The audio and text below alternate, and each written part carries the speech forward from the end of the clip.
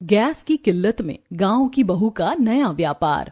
ये शहर के सबसे पॉश इलाके में से एक है जहां पर शहर के सबसे रईस लोगों के बंगले बने हुए हैं। इन्हीं बंगलों के बीच है जितेश का बंगला, जहां वो अपनी पत्नी, बेटे और गांव की बहू के साथ रहते हैं। जितेश का बंगला सभी बंगलों से अलग है क्योंकि उसके बंगले के सामने एक गार्डन है जो गांव के आंगन जैसा लगता है, जहां कोने में लकड़ियां, कंडे और मिट्टी का चूल्हा बना हुआ है। जितेश के बंगले के बगल में ही अभय का बंगला भी है। अपने बंगले की बालकनी में खड़ा अभय अपनी पत्नी वंदना के साथ कॉफी पी रहा है। तभी उन दोनों के कानों से भोजपुरी गाने का तेज शोर टकराता है। ये कौन सा गाना है और कौन फुल वॉल्यूम में ऐसा गाना सुन रहा है? मेरा तो सिर फटा जा रहा है। मीनाक्षी है। जब से ये गांव की बहू यहाँ आई है, मोहल्ले की शांति भंग हो गई है। इसे पॉश कॉलोनी में रहने का जरा भी तमीज नहीं है। जब से मीनाक्षी यहाँ आई है तब से हम सबका जीना हराम कर रखा है। आज तो उसे समझाना ही पड़ेगा कि अपना नॉइज वॉल्यूम बंद करे और हमें शांति से जीने दे। रहने दो, कॉलोनी वाले बोल बोल कर थक गए हैं, लेकिन ना ही मीनाक्षी समझती है और ना ही उसके घर वाले। गांव के लोगों से उम्मीद भी क्या ही की जा सकती है। वंदना अभय का हाथ पकड़कर उसे घर के अंदर ले जाती है। उस समय मीनाक्षी फुल वॉल्यूम में भोजपुरी गाना सुनती हुई अपने बंगलों के गार्डन में झाड़ू लगा रही थी। गार्डन की साफ सफाई करने के बाद मीनाक्षी मिट्टी के चूल्हे में लकड़ी और उपले रखकर आग जलाती है, जिससे धुआं उठता है जो पूरे मोहल्ले में फैलता है। धुआं आभा और विनय के बंगला के अंदर भी पहुंचता है, जिसे रोकने के लिए वो दोनों अपने बंगलों की खिड़कियां और दरवाजे बंद करके हॉल के सोफे पर जाकर बैठ जाते हैं। बहुत तो हो गया, अब मैं और नहीं झेल सकती। अब तो हद हो गई, पहले शोर अब ये धुआं। अब तो इसका ये रोज का हो गया है। परेशान कर रखा है जितेश की गांव वाली बहू ने। आज जाकर उसे समझाना ही पड़ेगा। ये क्या तमाशा है, इतनी पॉश कॉलोनी को भिंडी बाजार बनाकर रख दिया है।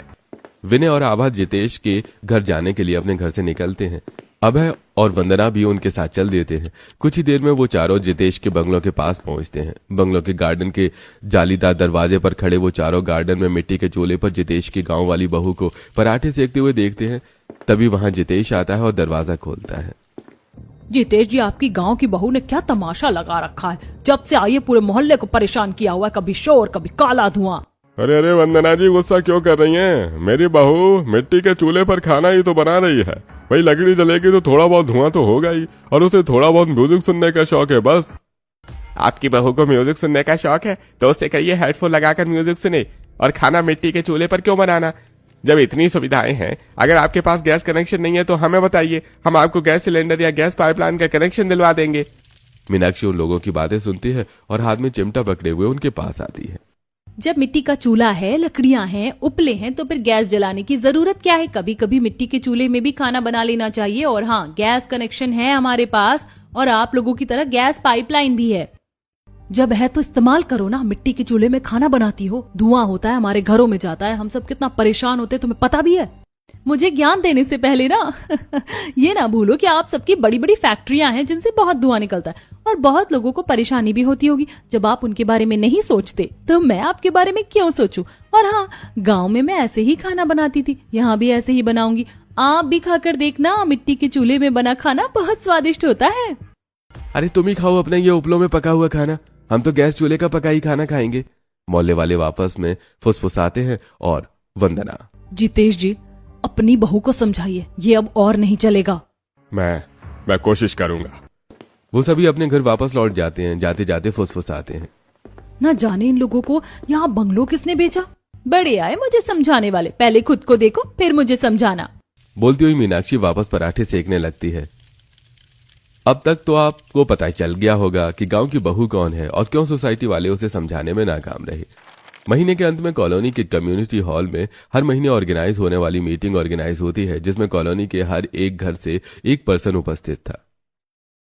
भाई जैसा कि आप सब जानते हैं, ईरान यूएसए वॉर की वजह से जो हमारे देश में हालात बने हैं, उससे गैस की किल्लत हो सकती है। हमें इस परेशानी से बचने का तरीका ढूंढना होगा। गैस की किल्लत?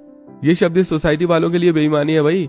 हमारे पास गैस कनेक्शन भी है, पाइपलाइन भी है, और अगर मान भी लो कि गैस की किल्लत हो भी गई तो हमारे पास इंडक्शन है, बिजली से खाना बना लेंगे। कोई और परेशानी हो तो बताओ, जिसका सोल्यूशन हम निकालने की कोशिश कर सकते हैं। इस समय तो फिलहाल कॉलोनी की असली परेशानी जितेश जी की गांव की बहू है। उसने हमारा जीना हराम कर दिया है। सब लोग जितेश को घूरने लगते हैं। सही कह रही वंदना, अब हमें फैसला करना होगा कि जितेश और उसके परिवार को कॉलोनी में रहने देना है या नहीं। देखिए, यह कॉलोनी जितनी आपकी है उतनी हमारी भी है। हमारे भी कुछ अधिकार हैं। अब आपको पसंद हो या ना हो, हम अपने तरीके से ही रहेंगे। और हाँ, मेरी बहू कुछ गलत नहीं कर रही है। अरे भाई जितेश जी, ये पहली बार नहीं है जब आपकी बहू को लेकर लोगों ने शिकायतें की हैं। भाई इससे पहले भी कई बार हो चुका है। आप अपनी बहू को समझाइए, नहीं तो मजबूरन मुझे कोई कदम उठाना पड़ेगा, कॉलोनी का सेक्रेटरी होने के नाते। मीटिंग खत्म होते ही सब लोग अपने अपने घर वापस आ जाते हैं। जितेश भी उदास होकर अपने घर की ओर चल पड़ता है। वो घर पहुंचकर बालकनी में रखी रिलैक्सिंग चेयर पर बैठ जाता है। तभी उसकी गांव वाली बहू मीनाक्षी अपनी सास राधा के साथ चाय लेकर उसके पास आती है और उसका उदास चेहरा देखती है। पापा जी, आप उदास क्यों हैं? आप तो मीटिंग में गए थे ना, वहाँ किसी ने कुछ कहा है क्या? मीटिंग में जो कुछ भी हुआ जितेश वो मीनाक्षी को बताता है। अरे पता नहीं बहू, मुझे चिंता किस बात की करनी चाहिए। आने वाले समय में गैस की जो किल्लत हो सकती है उस बात की, या जो कॉलोनी वाले कहते हैं इस बात की। पापा जी, ऐसा लगता है कि इस कॉलोनी के लोगों ने कभी भी मिट्टी के चूल्हे में बना खाना नहीं खाया होगा, तभी वो ऐसी बातें करते हैं। और आपको किसी भी बात की चिंता करने की जरूरत नहीं है, मैं हूँ ना, सब संभाल लूंगी।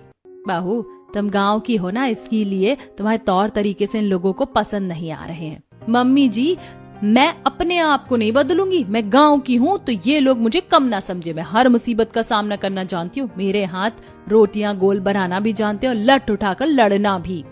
शांत हो जाओ बहू, ऐसी नौबत नहीं आएगी। मीनाक्षी अपने सास ससुर का सपोर्ट पाकर शहर के बंगलों में भी वैसे ही रहती जैसे अपने गांव में रहती। मीनाक्षी ने शहर के एक बड़े मंदिर जहां गौशाला भी थी, वहां के पुजारी से बात करके गोबर की व्यवस्था कर ली थी।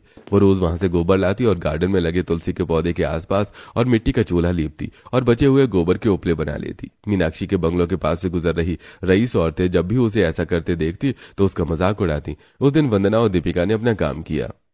मीनाक्षी के यहाँ आने से पहले बच्चों को गर्मी की छुट्टियों में गांव भेजना पड़ता था ताकि वो अपनी संस्कृति से जुड़े रहें, और अब तो गांव का पूरा माहौल हमें यही मिल रहा है।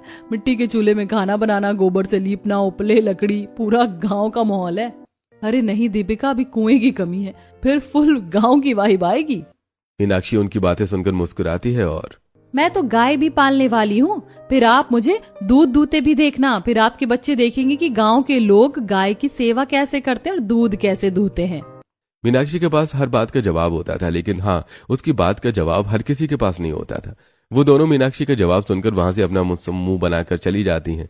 कॉलोनी की हर एक घर की अलग ही कहानी थी। कुछ दिनों बाद अपने बंगलों के किचन में सुबह का नाश्ता बना रही दीपिका पास खड़ी अपनी सास बिंदु से, मम्मी जी, वैसे हमारे पास गैस पाइपलाइन का कनेक्शन तो है, लेकिन खाली सिलेंडर भी भरवा लेना चाहिए। क्या पता आने वाला समय कैसा हो। हम लॉकडाउन से गुजर चुके हैं तो हमें बीते समय से सीख लेकर आने वाले समय के लिए तैयार रहना चाहिए। तुम चिंता मत करो बहू, मैंने 10 दिन पहले सिलेंडर का नंबर लगा दिया था। एजेंसी में फोन करके पूछती हूँ कि सिलेंडर अब तक आया क्यों नहीं। बिंदु 3-4 बार गैस एजेंसी का नंबर डायल करती है, लेकिन कोई भी कॉल रिसीव नहीं करता। एजेंसी वाला फोन क्यों नहीं उठा रहा। बिंदु हॉल में बैठे अपने पति रवि के पास जाती है और देखो ना रवि बेटा, सिलेंडर का नंबर लगाया, आज पूरे 10 दिन हो गए लेकिन सिलेंडर अभी तक नहीं आया और एजेंसी वाला भी फोन नहीं उठा रहा। तुम एक काम करो, तुम ही जाकर एजेंसी से सिलेंडर ले आओ। रवि खाली गैस सिलेंडर कार की डिक्की में रखकर गैस एजेंसी पहुंच जाता है। वहां पहुंचकर देखता है कि बहुत सारे लोग खाली गैस सिलेंडर लिए काफी लंबी लाइन लगाकर खड़े हैं। कुछ लोगों की भीड़ सिलेंडर से भरे ट्रक के पास जमा है। एजेंसी के लोग उन्हें समझाने की कोशिश कर रहे हैं। अरे भाई भैया, बात समझो, सिलेंडर उसे ही मिलेगा जिसका कनेक्शन है, ब्लैक में नहीं मिल रही है किसी को। रवि कार पार्क करके भोला के पास जाता है और भैया, नंबर लगाए 10 दिन हो गए हैं, फिर भी सिलेंडर क्यों नहीं आया। अरे भैया, गैस की बहुत किल्लत है। जब से ये खबर फैली है कि गैस की कमी हो सकती है, तब से रसूखदार लोगों ने तो 100 सिलेंडर तक स्टॉक कर लिए हैं। भाई आम जनता को सिलेंडर मिल ही नहीं रहे हैं। अगर आपका कनेक्शन है तो इस बार तो आपको सिलेंडर मिल जाएगा, फिर अगली बार पता नहीं कब मिलेगा भी या नहीं। रवि कार से खाली सिलेंडर निकालकर ट्रक के पास लाकर रखता है। रवि के फोन में गैस एजेंसी का ओटीपी चेक करके ही भोला उसे भरा सिलेंडर देता है।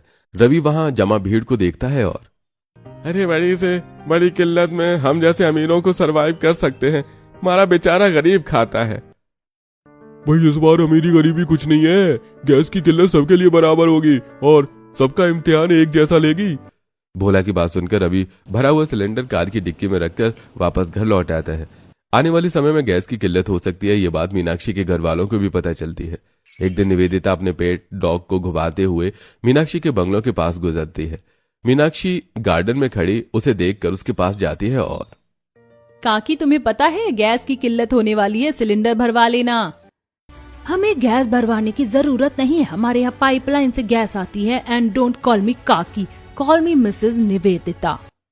निवेदिता वहां से आगे बढ़ जाती है। मीनाक्षी की तरह उसका ससुर जितेश भी मोहल्ले में जिसे भी देखता उसे आगाह करने की कोशिश करता। जितेश उस दिन क्लब हाउस जाता है और वहां पत्ते खेल रहे अभय, विनय और रोहित से। देखिए सिलेंडर भरवा लिया ना, आने वाले समय में गैस की किल्लत हो सकती है। अरे होने दो, गैस की किल्लत, हमारे घरों में इंडक्शन है, बिजली की किल्लत तो नहीं होगी ना। अरे हम इंडक्शन से खाना बना लेंगे, तुम अपना देखो, तुम कैसे खाना बनाओगे। अरे भाई मेरे यहाँ भी खाना बन जाएगा, मेरी गांव की बहू है, वो मिट्टी के चूल्हे में खाना बनाना जानती है। लगता है पूरी कॉलोनी धुआं धुआं करोगे आप लोग। हमारी पिछली वार्निंग नजरअंदाज करने या हल्के में लेने की कोशिश मत करना, अगर ऐसा हुआ तो क्या हो सकता है वो ध्यान में रखना। जितेश क्लब हाउस से वापस घर लौट जाता है और सोसाइटी के सेक्रेटरी रोहित की बातों को नजरअंदाज करके अपने पूरे परिवार के साथ आने वाली क्राइसिस का सामना करने की तैयारी में जुट जाता है। मीनाक्षी के साथ मिलकर वो गार्डन में भट्टी खोदता है। फिर मीनाक्षी अपने पति धर्मेंद्र के साथ कॉलोनी के सूखे पेड़ों को काटकर लकड़ियां जमा करती है और गीली मिट्टी से चूल्हे मजबूत करके गोबर से लीपती है। ऐसा करते हुए अपने अपने बंगलों की बालकनी में खड़ी आभा और वंदना मीनाक्षी को देखती हैं और पता नहीं कैसे मीनाक्षी गोबर में हाथ खराब कर लेती, गीली मिट्टी कैसे उठा लेती, मुझे तो देख कर ही घिनाती है। मुझसे तो ये काम भी ना हो, चाहे मैं भूखी मर जाऊं, लेकिन मैं मिट्टी से चूल्हा कभी ना बनाऊं, गोबर से हाथ कभी ना गंदे करूं। मीनाक्षी उनकी बातें सुनती हैं और मैं गांव की हूँ, मैं मिट्टी में पैदा हुई हूँ, मिट्टी में ही मिल जाऊंगी, तो मिट्टी से कैसे घिन कर सकती हूँ। जिस समय मीनाक्षी आने वाली क्राइसिस का सामना करने की तैयारी कर रही थी, उस समय कॉलोनी के सभी लोग गैस पाइपलाइन, गैस सिलेंडर और इंडक्शन के भरोसे निश्चिंत बैठे थे। कुछ दिनों बाद वंदना सुबह उठकर किचन में जाती है, ऑटोमेटिक चूल्हे की नॉब घुमाती है लेकिन गैस नहीं जलती। फिर वो माचिस की तीली जलाती है, फिर भी गैस नहीं जलती। गैस नहीं आ रही है। वंदना हॉल में बैठे अखबार पढ़ रहे अभय के पास जाती है। पाइपलाइन में गैस नहीं आ रही, एजेंसी को फोन लगाओ तो। अभय टेबल पर रखा फोन उठाता है और 4-5 नंबर डायल करने के बाद एजेंसी वाला भोला फोन उठाता है। अभय कुछ बोल पाता है उससे पहले ही उसे भोला का जवाब मिल जाता है। अरे भाई गैस की बहुत किल्लत है, पूरे शहर में गैस कटौती शुरू हो गई है, ये किल्लत कब तक रहेगी नहीं पता। इतना बोलकर भोला फोन डिस्कनेक्ट कर देता है। अरे उन्हें कटौती शुरू कर दी है भाई, लेकिन घबराने वाली कोई बात नहीं है, हमारे पास इंडक्शन है ना, आपसे इंडक्शन में खाना बनेगा। अभय स्टोर रूम से इंडक्शन चूल्हा, इंडक्शन कुकर और बाकी के बर्तन निकालकर किचन में रखता है और वंदना इंडक्शन प्लग इन करके चाय बनाती है। कॉलोनी के जिस घर में सिर्फ गैस पाइपलाइन का कनेक्शन था, उस घर में अभय के घर की तरह इंडक्शन निकल चुके थे और जिन घरों में सिलेंडर भी थे उन घरों में खाना पहले जैसा ही बन रहा था। वैसे मीनाक्षी के घर में दोनों ही थे, वो तो शौकिया तौर पर मिट्टी के चूल्हे में खाना बनाती है। एक दिन मॉल में सब्जी खरीद रही मीनाक्षी की मुलाकात वंदना से होती है। वंदना जी, मेरे घर की गैस खत्म हो जाएगी तो मैं मिट्टी के चूल्हे पे खाना बना लूंगी, आप कैसे बनाओगी। मैं तुम्हारी तरह गांव वाली नहीं हूँ, मेरे पास दूसरे ऑप्शन है, मेरे पास इंडक्शन है बिजली से चलने वाला, बस एक बटन दबाओ फटाफट खाना बन जाता है, ये बढ़िया है। तुम भी क्यों नहीं ले लेती। ओह मैं तो भूल ही गई थी कि तुम तो गांव की हो, तुम्हें तो इंडक्शन का मतलब ही नहीं पता होगा। मीनाक्षी वंदना की बात का जवाब नहीं देती। वो दोनों सब्जियां खरीद कर अपने अपने घर चली जाती हैं। कुछ दिनों बाद एक एक करके कॉलोनी के हर एक घर के गैस सिलेंडर खत्म हो जाते हैं और वो सभी इंडक्शन चूल्हे पर शिफ्ट कर लेते हैं और मीनाक्षी मिट्टी के चूल्हे में खाना बनाना शुरू कर देती है।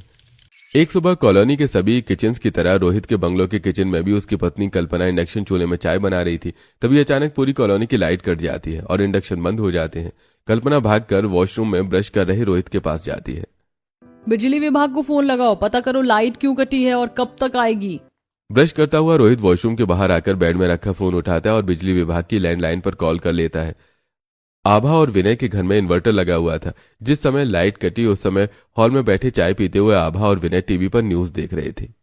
ईरान और यूएसए वॉर का असर पूरी दुनिया पर हुआ है, हम भी उसके असर से अछूते नहीं है।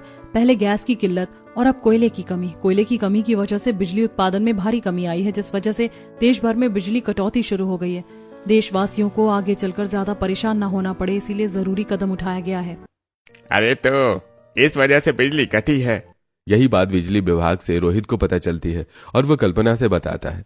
रोहित की बात सुनते ही कल्पना बेड पर बैठ जाती है और अब खाना कैसे बनेगा, बच्चे क्या खाएंगे। तभी मीनाक्षी के मिट्टी के चूल्हे का धुआं उनके घर में आता है। एक तो मैं पहले से ही बहुत परेशान हूँ और ऊपर से ये धुआं, मैं अब और टॉलरेट नहीं कर सकती। अरे भाई आज फैसला होकर ही रहेगा, इस कॉलोनी में या तो मीनाक्षी का धुआं रहेगा या वो। रोहित और कल्पना की तरह ही वंदना, अभय, दीपिका, रवि, आभा और विनय भी गुस्से से तमतमाते हुए मीनाक्षी के बंगलों पहुंचते हैं और जालीदार दरवाजे से मीनाक्षी को मिट्टी के चूल्हे पर रोटियां सेकते हुए देखते हैं। चूल्हे की आग से उसका चेहरा दमक रहा है। धुआं अब भी उठ रहा है, पर धुएं का उसके चेहरे पर कोई असर नहीं दिख रहा है। मीनाक्षी उन्हें देखती है और अरे आप सब एक साथ यहाँ, अब आ ही गए हो तो एक एक रोटी खाकर ही जाना। भाई हम यहाँ रोटी खाने नहीं आए हैं, हम तुम्हें ये बताने आए हैं कि अब या तो मोहल्ले में ये धुआं रहेगा या तुम रहोगी। मीनाक्षी का पूरा परिवार उन लोगों को देखकर पहले ही वहां जा चुका था। वो सभी दरवाजे के पास जाते हैं और देखिए तुम सब गुस्सा क्यों करते हो? लगता है तुमने न्यूज नहीं देखी। न्यूज देखी होती तो ऐसा नहीं बोलती। ना गैस है ना बिजली है तो खाना कैसे पकेगा? तुम ही बता दो। मेरी बहू तुम्हारे बताए तरीके से खाना पका लेगी? उसकी बात सुनकर सब खामोश हो जाते हैं। लेकिन अरे मेरे घर पर इन्वर्टर लगा है और इंडक्शन भी है। अपनी बहू को आटा दाल चावल लेकर मेरे घर भेज देना, वो इंडक्शन चूल्हे पर खाना पका लेगी। धर्मेंद्र विनय का कुछ देर तक मुंह देखता रहता है और फिर जोर से हंसता है। अरे चाचा जी, इन्वर्टर चार्ज करने के लिए भी बिजली चाहिए, तो आप ही बताओ कितनी बार खाना बनेगा आपके घर में? उन लोगों के पास धर्मेंद्र और जितेश की बात का कोई भी जवाब नहीं था। वो सभी गुस्से और बेबसी में वापस लौट जाते हैं। सभी कॉलोनी वाले घर पहुंचकर रात का बचा हुआ खाना या पैकेज्ड फूड जैसे बिस्किट, चिप्स या फिर दूसरे स्नैक्स खाकर गुजारा करते हैं। दोपहर से शाम हो जाती है, सूरज ढलने वाला होता है, लेकिन लाइट नहीं आती। धीरे धीरे सूरज आसमान से गायब हो जाता है और अंधेरा पूरी कॉलोनी को, पूरे शहर को अपने आगोश में ले लेता है। जो कॉलोनी एक शाम पहले तक अंधेरा होते ही रंग बिरंगी लाइटों से जगमगाने लगती थी, उसी कॉलोनी के बंगलों अब अंधेरे के आगोश में है। हर एक बंगलों में सिर्फ एक मोमबत्ती जल रही है। अपने बंगलों के हॉल में मोमबत्ती की रोशनी में टॉय कार से खेल रहा रिंकू सोफे पर बैठे अपने मम्मी पापा दीपिका और रवि के पास जाता है। मम्मा बहुत भूख लगी है, खाना दो ना।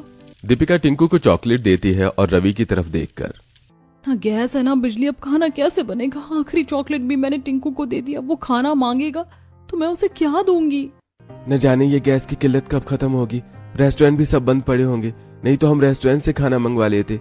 तभी अंधेरे में डूबे रवि को मीनाक्षी के आंगन में जल रहे मिट्टी के चूल्हे की आग में उम्मीद की रोशनी दिखाई देती है। लगता है अब हमें वो करना होगा जो हम कभी भी नहीं करना चाहते थे। क्या? आओ मेरे साथ। दीपिका और टिंकू को अपने साथ लेकर रवि अपने घर के आंगन में मिट्टी के चूल्हे में बड़े से बर्तन में खिचड़ी बना रही मीनाक्षी के पास जाता है। उस रात न जाने क्यों गार्डन का दरवाजा खुला हुआ था, जिस वजह से उन लोगों के वहां पहुंचने से पहले ही लगभग सभी कॉलोनी वाले वहां अपने बच्चों के साथ पहुंच चुके थे। लेकिन उनमें से कोई भी मीनाक्षी को कुछ बोल नहीं रहा था। मीनाक्षी भी ऐसे बर्ताव कर रही थी जैसे उसका ध्यान सिर्फ चूल्हे की आग जलाने में हो। आखिरकार दीपिका पहल करती है। मैं क्या कह रही थी? चूल्हे से नजरें हटाए बिना, हाँ बोलो ना, आज पहली बार आपने इतने प्यार से बात की। आपको कोई काम है क्या? नजरें झुकाए हुए, सिर्फ दीपिका को ही नहीं, आज हम सबको तुमसे काम है। वंदना अपनी बेटी कुमुद के सिर में हाथ फेरती है और बच्चे भूखे हैं। मीनाक्षी उठती है, सबकी आंखों में देखती है। जिन आंखों में पहले वो खुद के लिए गुस्सा और नफरत देखती थी, आज उन्हीं आंखों में उसे बेबसी और निराशा के बीच छुपी उम्मीद की किरण दिखती है। मीनाक्षी मुस्कुराती है और अपने दोनों हाथ साफ करके, हाँ जानती हूँ, इसीलिए तो इतनी ज्यादा खिचड़ी बना रही हूँ। मेरे होते हुए कोई भी भूखा कैसे रह सकता है? जो लोग कभी फर्श पर नहीं बैठे वो सभी गार्डन की घास में बैठते हैं और खिचड़ी पक जाने के बाद मीनाक्षी सबको पत्तल में परोस कर खिचड़ी खिलाती है। खिचड़ी परोसने में मीनाक्षी के सास ससुर और पति भी उसकी मदद करते हैं। पेट भर खा लेने के बाद, मीनाक्षी तुम्हारा बहुत बहुत धन्यवाद, तुमने खाना खिलाया, नहीं तो बच्चों का क्या होता। आप सब गांव की बहू के घर आए थे, भला भूखे कैसे रह सकते थे? गांव में हमें सिखाया जाता है कि घर में आया मेहमान, साधु या कोई भी भूखे पेट नहीं रहना चाहिए। दीपिका मीनाक्षी को गले से लगा लेती है। आज हमें पहली बार पता चला कि गांव के लोग कभी किसी को निराश नहीं करते। आज से पहले सभी कॉलोनी वाले तुम्हें परेशानी की वजह मानते थे। हम सब मानते थे कि मोहल्ला तुम्हारी वजह से अशांत है, लेकिन आज तुमने सभी की भूख शांत करके ये बता दिया कि तुम अशांति नहीं बल्कि शांति हो। अपनी तारीफ सुनकर मीनाक्षी मुस्कुरा देती है। उसके मुस्कुराते ही लाइट आ जाती है और पूरा मोहल्ला रोशनी से जगमगा उठता है। चलो चलो जल्दी से कुछ खाने को बना लेते हैं, क्या पता लाइट कब तक रहेगी और फोन भी तो चार्ज करना है। सब लोग अपने अपने घर लौट जाते हैं। मीनाक्षी बची हुई खिचड़ी लेकर हॉल में पहुंच जाती है। पूरा परिवार मिलकर एक साथ खिचड़ी खाने लगता है। आज मैंने 20 लोगों को खाना खिलाया। कितना अच्छा लगता है ना भूखों को खाना खिलाकर, मन को शांति मिलती है। हाँ बहू, मन को शांति तो मिलती है, लेकिन रसोई भंडार पर भी ध्यान देते रहना। सिर्फ कुछ दिनों का राशन ही बचा है, कहीं ऐसा ना हो कि मन को शांति तो मिल जाए और पेट अशांत हो जाए। ऐसा नहीं होगा मम्मी जी, आप चिंता मत कीजिए। अब लाइट आ गई है तो सब लोग इंडक्शन में खाना बना लेंगे। अपने घर के किचन में पहुंचकर सभी औरतें इंडक्शन प्लग इन करती हैं, लेकिन इंडक्शन लोड नहीं लेता। अपने किचन में खड़ी इंडक्शन को निहार रही निवेदिता, हाथ तो आया लेकिन मुंह नहीं लगा। बिजली का लोड इतना कम है कि इंडक्शन ऑन ही नहीं हो रहा। कोई बात नहीं, जब तक ये प्रॉब्लम है, प्रॉब्लम का सॉल्यूशन है ना मीनाक्षी। अगले 2 दिनों तक सभी कॉलोनी वाले तीनों टाइम मीनाक्षी के यहाँ ही खाना खाते हैं। लेकिन जब वो सभी रात को खाना खाकर अपने अपने घर चले जाते हैं तो हॉल में बैठे खाना खा रहे मीनाक्षी के सभी घर वाले। आज फिर कॉलोनी में कोई भूखा नहीं सोएगा। बहू अगर ऐसे ही तो मोहल्ले वालों को खाना खिलाती रही ना तो एक दिन हमें भूखा जरूर रहना पड़ेगा। तो क्या करूं मम्मी जी, मैं लोगों को भूखा नहीं देख सकती। बहू तुम्हारा कहना भी सही है, लेकिन हमारे पास भी तो रिसोर्सेज लिमिटेड हैं। लकड़ियां, कंडे, अनाज एक न एक दिन खत्म हो जाएगा। फिर हम उसी नाव पर सवार हो जाएंगे जिस नाव पर इस समय कॉलोनी वाले सवार हैं। तो फिर मुझे क्या करना चाहिए? मीनाक्षी, आज की दुनिया में फ्री कुछ भी नहीं मिलता। तुम जो कर रही हो करती रहो, बस अपना तरीका बदल दो। कैसा तरीका? तुम आप लोगों से कहो कि वो अपने घर से अनाज और सब्जियां लाएं, तब तुम्हें उन्हें खाना बनाकर दोगी और बदले में कुछ पैसे लेना। इस तरह हमें नुकसान भी नहीं होगा और लोग भूखे भी नहीं रहेंगे। अरे वाह, ऐसे तो मेरा नया कारोबार शुरू हो जाएगा। मीनाक्षी पूरी रात जागकर आंगन में 3 भट्टियां और खोदती है और सुबह होने पर यह सोच सोचकर परेशान होती है कि आखिर मैं लोगों से पैसे कैसे मांगूंगी? लोग क्या सोचेंगे मेरे बारे में कि गैस की किल्लत में गांव की बहू ने नया व्यापार शुरू कर दिया। मीनाक्षी सोच ही रही थी कि तभी कल्पना अपने साथ दाल, चावल और हरी सब्जियां लेकर उसके पास आती है और मीनाक्षी, आज मैं अपने घर से अनाज और सब्जियां लेकर आई हूँ। तुम मुझे खाना पका कर दे दो और बदले में कुछ पैसे ले लो। आखिर कब तक तुम समाज सेवा करती रहोगी? मैं ये सोच सोचकर परेशान हो रही थी कि अपने व्यापार के बारे में लोगों को कैसे बताऊंगी। आपने तो मेरी सबसे बड़ी मुश्किल हल कर दी। मीनाक्षी कल्पना से दाल, चावल और हरी सब्जियां लेकर फटाफट मिट्टी के चूल्हे में आग जलाकर कुकर में दाल पकने को रखती है। जब तक मीनाक्षी सब्जियां धोकर काटती है तब तक कॉलोनी वालों की भीड़ जमा होने लगती है। मीनाक्षी उन्हें कुछ बोल पाती उससे पहले ही कल्पना बोल पड़ती है। अपना राशन लाओ, सही कीमत चुकाओ और चूल्हे पर बनवाओ। यह क्या है? कल्पना का सपोर्ट पाकर मीनाक्षी आत्मविश्वास से भर जाती है और सबके सामने सीना ताने खड़ी होकर, मेरा नया व्यापार, मैं आप लोगों को रोज रोज फ्री में खाना नहीं खिला सकती। आप लोगों के पास साधन है लेकिन ईंधन नहीं है। मेरे पास ईंधन है लेकिन साधन सीमित है। तो आप अपना साधन लाइए, ईंधन मैं दूंगी और उसके बदले कुछ पैसे लूंगी। ये भी आपदा में अवसर ढूंढने लग गई। चलो चलो, हमें नहीं खाना। गुस्से में वो सभी वापस घर लौट जाते हैं। ये क्या, सब वापस लौट गए?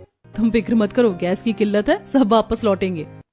मीनाक्षी दाल चावल पक जाने के बाद सब्जी पकाने लगती है। उसी समय दीपिका के बंगलों के हॉल में उसका बेटा भूख के मारे फर्श पर लेटते हुए, खाना, मम्मी खाना दो ना। उसके पास बैठे दीपिका और रवि बेबस होकर उसे देखते हैं और हमें मीनाक्षी के पास जाना ही पड़ेगा। दीपिका और रवि अपने घर से दाल और चावल लेकर मीनाक्षी के पास पहुंच जाते हैं। तब तक मीनाक्षी कल्पना का खाना बनाकर उसे घर भेज चुकी थी। मीनाक्षी दाल चावल पकाकर दीपिका से कुछ पैसे लेती है। इस तरह मीनाक्षी का कारोबार चल पड़ता है। शाम होते होते सभी कॉलोनी वाले मीनाक्षी के खाना पकवा चुके थे। काम खत्म होने के बाद मीनाक्षी गुल्लक लेकर हॉल में पहुंचती है और सभी घर वाले मिलकर पैसे गिनते हैं। भाई, आज पहले दिन में ही अच्छी कमाई हुई है। गैस की किल्लत में गांव की बहू का नया व्यापार चल पड़ा। हाँ वो तो है, लेकिन एक बात से मैं बहुत परेशान हुई हूँ। ये लोग बासी सब्जियां लेकर आए थे, छीलने और काटने में काफी समय लगा। मीनाक्षी, तो तुम एक काम क्यों नहीं करती? तुम गांव की हो, तुम्हें सब्जियां उगाना भी आता होगा, तो सब्जियां उगाओ और बेचो। इस तरह मोहल्ले वालों को ताजी सब्जियों का स्वाद भी पता चल जाएगा। अब अपनी असली काबिलियत दिखाने का समय आ गया है। अब मैं सब्जियों का व्यापार भी शुरू करूंगी। मीनाक्षी अगले दिन से ही कॉलोनी वालों को खाना बनाकर देने के साथ साथ गार्डन में खुदाई करके टमाटर, भिंडी, बैंगन और लौकी के बीज बो देती है और मंदिर से लाया हुआ गोबर और खाद डालकर उग रहे पौधों को पोषण भी देती है। मीनाक्षी के सास ससुर उसे सब्जियों के पौधों की रोपाई करते हुए देखते हैं और अरे, पिताजी ने गांव के खेत बेचकर शहर में जमीन ली थी ताकि हमें खेती न करना पड़े, लेकिन हमारी गांव की बहू ने तो यहाँ भी खेती शुरू कर दी। पापा जी, गांव की बहू हूँ, खेती तो करूंगी ही। सही पोषण, समय पर पानी और सही देखरेख मिलने पर सब्जियों के पौधे देखते ही देखते बड़े हो जाते हैं और टमाटर, भिंडी, बैंगन और लौकी से लद जाते हैं। तब भी गैस की किल्लत खत्म नहीं हुई थी। हाँ, लेकिन कॉलोनी वालों को मीनाक्षी से शिकायत जरूर दूर हो गई थी। एक शाम मोहल्ले वाले अपना अनाज और कुछ बासी सब्जियां लेकर मीनाक्षी के गार्डन में आते हैं। तीनों भट्टियां और चूल्हे में आग जलाए बैठी मीनाक्षी, मैंने अब तक आपको दिए हुए अनाज से खाना बना कर दिया, लेकिन अब मेरे पास कुछ और भी है। अब क्या है तुम्हारे पास? मेरी उगाई हुई ताजी ताजी सब्जियां। आप कहो तो मैं ताजी सब्जियां बनाकर आपको दे सकती हूँ, बदले में आप मुझे उसके कुछ पैसे दे देना। निवेदिता सोचने लगती है, लेकिन तब तक उसके पास खड़ी वंदना, ठीक है, बस सब्जी टेस्टी होनी चाहिए।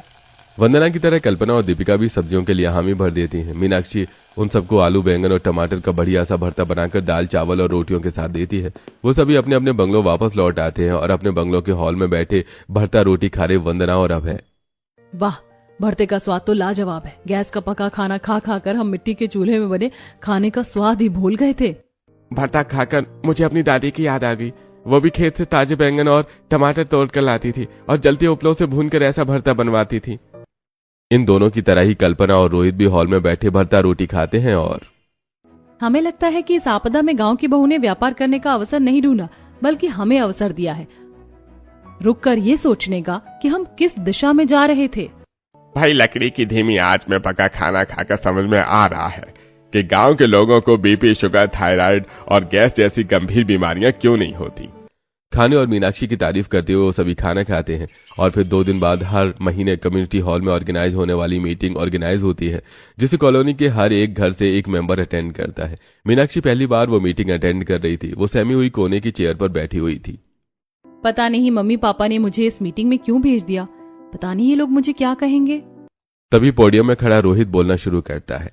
गैस की किल्लत की वजह से कौन कौन सी परेशानियां हो सकती हैं, यह हमें नहीं पता, क्योंकि जिस समय पूरा देश गैस की किल्लत का सामना कर रहा है उस समय हम पेट भरकर खाना खा रहे हैं गांव की बहू के नए व्यापार की वजह से। पूरा कम्युनिटी हॉल तालियों की गड़गड़ाहट से गूंज उठता है। निवेदिता खड़ी होती है और बात सिर्फ खाने तक सीमित नहीं रही, बल्कि उससे भी आगे की है। मीनाक्षी के नए व्यापार की मैं सबसे बड़ी विरोधी रही हूँ। मुझे उसका व्यापार बिल्कुल भी पसंद नहीं आया था, लेकिन अब मैं समझ गई हूँ कि मैं गलत थी। मैं नहीं जानती थी कि मीनाक्षी को उसके नए व्यापार से कितना प्रॉफिट हुआ या कितना लॉस हुआ, लेकिन इतना जरूर बता सकती हूँ कि मुझे बहुत प्रॉफिट हुआ और मेरी हेल्थ इंप्रूव हुई है।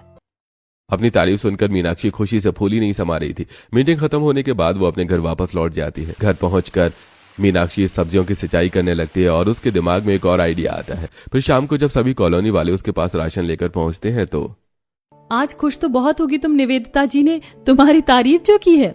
हाँ वो तो हूँ, लेकिन उन्होंने मुझे एक और व्यापार करने के लिए प्रेरित कर दिया है। कैसा व्यापार?